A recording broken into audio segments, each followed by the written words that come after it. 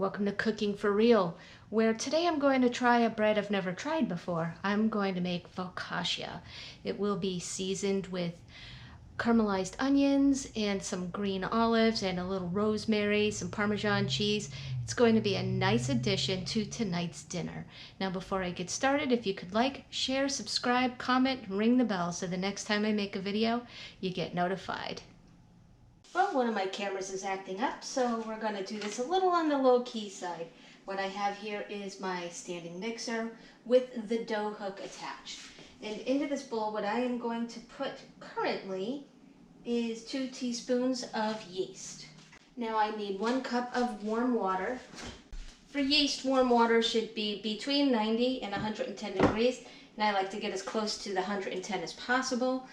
What we have here is actually at 95, 96 degrees. So I'm going to add this to my yeast, along with a tablespoon of sugar.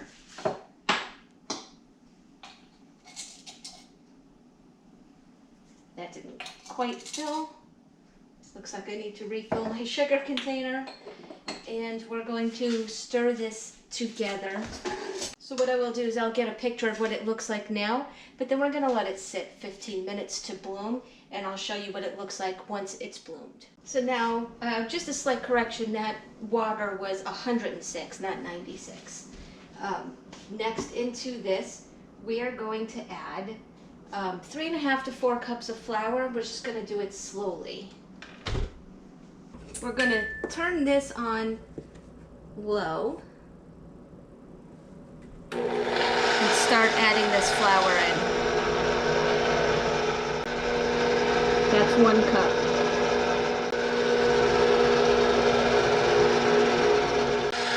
It's 2 cups.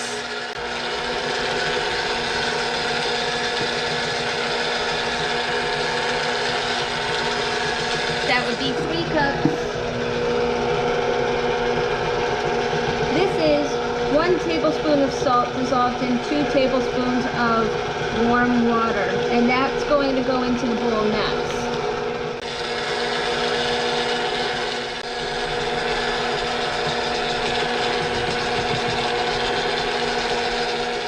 This is the final half cup. I don't know if we're going to go with 4 cups. Okay, we're going to take this out now and knead it by hand. A little flour out here. Let's get this moving. We'll come back when I've got this incorporated. Now, my recipe that I'm following actually said to leave this in the stand mixer for 10 minutes mixing, but I find that hand kneading yields better results. So as you can see, this is actually formed a ball now, and everything seems to be incorporating pretty well. Give it a couple of whacks to wake up the yeast. And you can tell I'm winded because I've been doing this probably 7 minutes now. But once we form a nice soft ball, we're going to put this in a bowl to prove. So let's put this in here. And we're going to roll it all around in that oil. Make sure you get the oil up the sides of the bowl because this is going to rise and we don't want it to stick to the bowl. I'm just going to cover this loosely with some saran wrap and place it someplace warm. As you can hear by the thunder, I'm kind of having a hot day today, so I could literally put this anywhere. It's going to sit for at least 45 minutes until doubled. We'll come back when that's complete. What I have here is a sheet pan that has been wiped down with olive oil, and then I sprinkled some cornmeal on it and moved it around, kind of like when you flour a cake pan. This dough is ready. Lightly flour the surface. So now I've just punched this dough down, and what we're going to do is roll it out, maybe pull and stretch it until it basically fits that pan over there. We're looking for it to be about a 1/2 inch thick.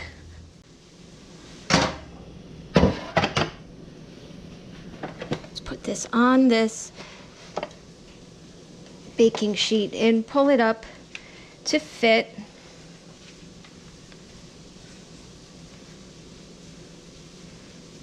It will spring back a little. That's okay. What we're going to do now is cover this with more saran wrap and let it rest for 15 minutes. Okay, so now it is time to prepare this to go into the oven. I have the oven preheating to 400 degrees, and we are going to dimple this with our fingertips. Get it good and dimpled. Then we're going to give it a little brush down with some olive oil. It seems like it's good and coated. And now we will add our flavors to this. Now over on the oven, what I did was I caramelized some onions and garlic scapes. I actually made too much because I'm going to be using it in more than one recipe. Well, let's move this around. It's hot. This was just browned up in olive oil and a little bit of salt. And then we're going to sprinkle some rosemary over this.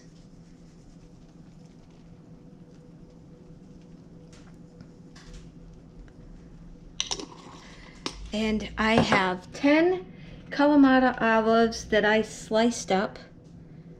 They're going on here too.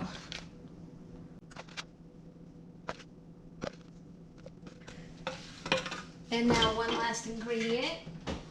We're going to finally grate some Parmesan cheese over the top. That seems to be plenty. You can actually see that it exists. Now this is going on the bottom rack for 15 to 20 minutes.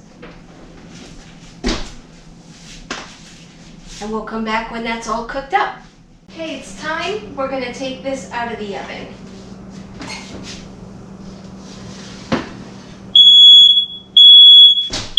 And right on cue. As you can see, this looks beautiful. I can't wait to try this with dinner tonight. You can see over here I'm making collard greens. We're going to have some oven baked chicken, and this is going to be a beautiful addition to that chicken and collard greens dinner. I hope you enjoyed watching Cooking for Real today. But I'd love to see your your try at making focaccia. I'm going to let it cool down, and we'll get a taste of it later, and I'll add it into the comments what it was like. But there you have it, homemade focaccia that, well, it looks amazing. Well, I couldn't wait for dinner, so I tore off a nice hunk with a bit of everything on it. Let's give it a go.